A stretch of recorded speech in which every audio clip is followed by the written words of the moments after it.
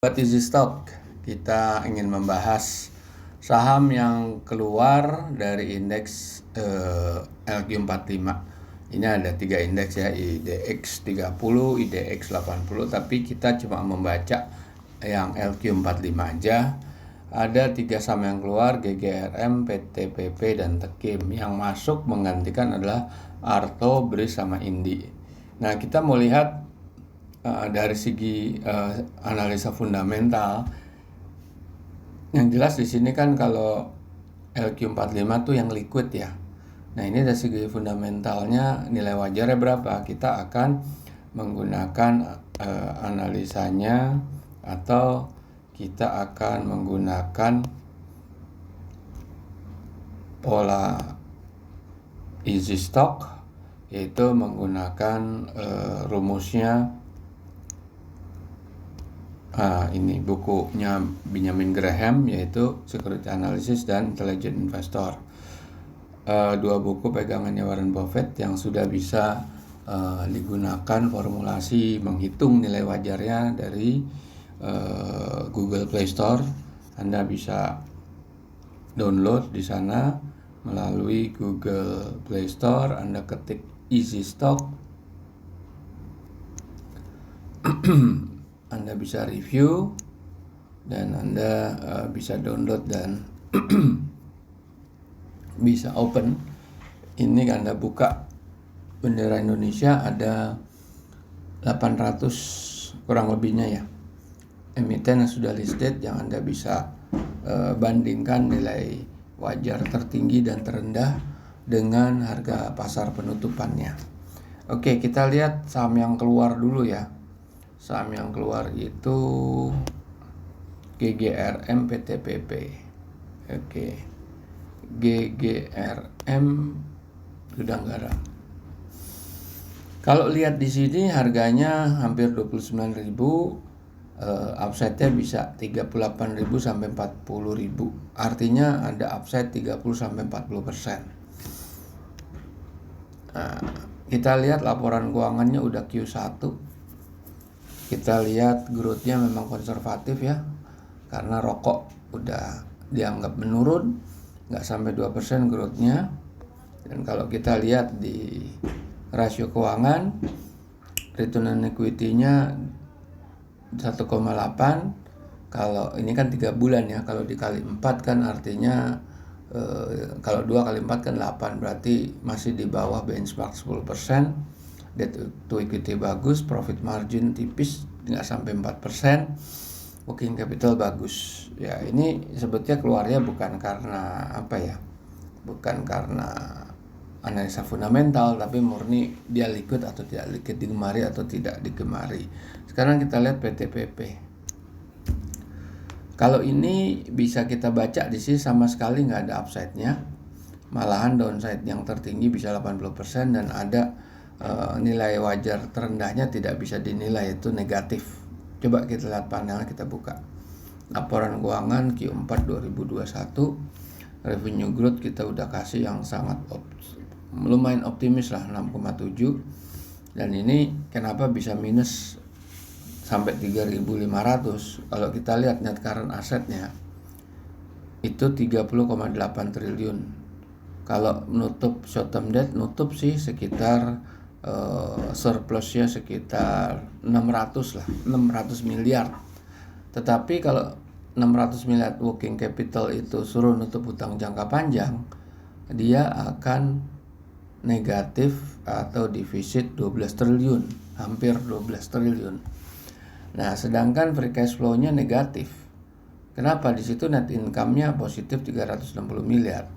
Tetapi ada capital expenditure dan ada perhitungan lain. Anda harus membuka laporan keuangan karena easy stock ini sudah artinya di belakang perhitungan ini sudah memasukkan beberapa parameter seperti depreciation, capital expenditure, amortization. Kita juga masukkan non-performing loan. Kita juga memasukkan pendapatan dan biaya-biaya yang non-recurring atau non-core bisnisnya. Artinya kalau dia ada pendapatan itu kita hilangkan, karena yang kita bahas adalah emiten PTPP, bukan anak perusahaan PTPP gitu. Oke. Nah, dia keluar dari terus kita lihat Tekim. Kenapa Tekim keluar? Perusahaan kertas milik. Wah, ini nggak bisa dianalisa. Coba kita lihat kenapa nggak bisa dianalisa. Kita lihat ya. Net current asetnya 7,8 triliun. Kalau dia nutup utang jangka panjang yang 9,8 triliun, berarti dia akan ada defisit working capital 2 triliun. Kalau ditambah lagi utang jangka panjang 10 triliun, berarti defisit neracanya 12 triliun. Nah, free cash flow-nya itu sampai nggak nyampe setengah triliun, cuma 467. Jadi kenapa free cash flow-nya? Nah, ini kan net income-nya 3,6 triliun. Kenapa ke situ? Sedangkan capital expenditure-nya 200 juta cuma, minus 200 juta. Kenapa? Anda harus periksa. Saya nggak bisa jelaskan di sini, tapi Anda harus periksa di laporan keuangan. Mungkin kalau nanti di sesi berikutnya saya akan bongkar laporan keuangan Tekim. Tapi Tekim pada dasarnya kita nggak tertarik untuk membongkar karena nilainya negatif. Oke, sekarang kita lihat saham yang masuk. Arto Bridge Indi. Arto, bank digital ya, Arto, bank jago. Tidak ada upside, terlalu tinggi harganya. Itu downside-nya bisa sampai 90% lebih. Revenue growth kita pakai 1,8. Terlalu rendah kali ya. Oke, nanti kita bahas lagi. Kita lihat return on equity-nya nggak sampai 1/4%. Andaikan kali 4 cuma 1%, nggak nyampe juga. Profit marginnya 6%, rendah juga. Working capital bagus. Nah, ini andaikan Anda nggak suka ya 1,8 karena dia bank digital, bank growth stock ya. Anda bisa masuk ke member premium. Anda akan dapat fasilitas forecast simulator, best stock selection, dan menghitung saham-saham yang mau IPO. Berapa nilai wajarnya? Kita lihat forecast simulator. Anda optimis 8%, oke. Nggak bakal ngangkat. Tetap aja di bawah 1000. Terlalu tinggi. Oke, kita lihat yang masuk lagi Indi. Indika Energi ini luar biasa nih kita lihat nih. Dia punya upside-nya 45% sampai 5 kali lipat. Kenapa bisa begitu? Kita lihat. Growth-nya kita konservatif 2,5%. Ini kalau lihat net current asset-nya biasa nutup utang jangka pendek, tetapi defisit di utang jangka panjang. Tetapi dia punya free cash flow-nya kuat sekali tuh, 6,1 triliun. Return on equity-nya 8%, kalau dikali 4 kan 32. Ini bisa sampai lebih dari 32%. Debt to equity-nya emang tinggi. Harusnya debt to equity itu kurang dari 1 kali. Dia hampir 3 kali gitu. Nah, oke, tapi ya di sini memang market belum respon nih. Dan kalau lihat di market cap-nya gede, volumenya juga lumayan gitu. Kita lihat yang terakhir adalah Bridge, Bank Syariah Mandiri. Upside-nya sampai 6 kali lipat, tetapi downside-nya bisa 60%. Kenapa ini? Kita lihat. Net current asset-nya 237. Tutuplah. Dia akan nutup 237 itu 240 ya. Ya, ada negatif neraca ya. Tetapi nggak pengaruh karena free cash flow-nya itu hampir 5 triliun.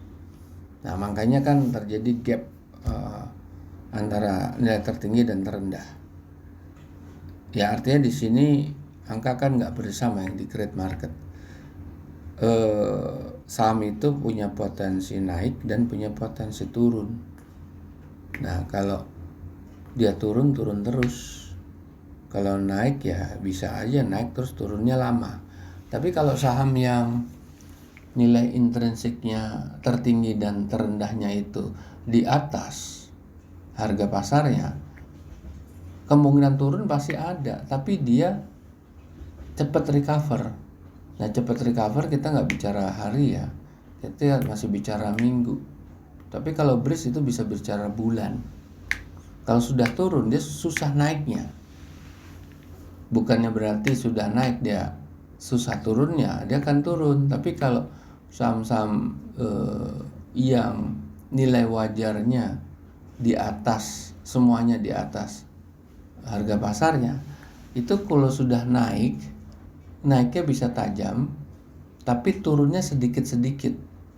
Tapi kalau saham kayak BRIS ini turunnya bisa drastis gitu. Oke, kita lihat coba BRIS ya.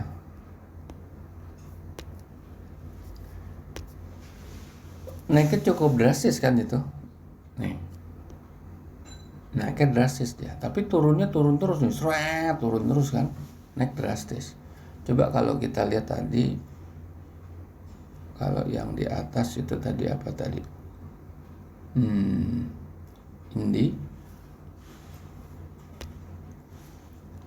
Ini juga sebetulnya fluktuatifnya tinggi juga nih. Bukan tadi apa ya? Bukan Arto, tapi yang sudah dikeluarin malahan. Ya taruhlah Indi, nggak apa-apa Indi. Indi recovernya agak cepat, nggak seperti BRIS. Kalau BRIS recovernya lama banget. Makanya itu kan bisa recovernya itu sekitar bulan berapa? Bulan 8 sampai bulan setahun dia. Baru up lagi setahun, baru up lagi. Kalau Indi ini nggak nyampe. Karena dia punya nilai wajar. Itu dua-duanya di atas harga pasarnya.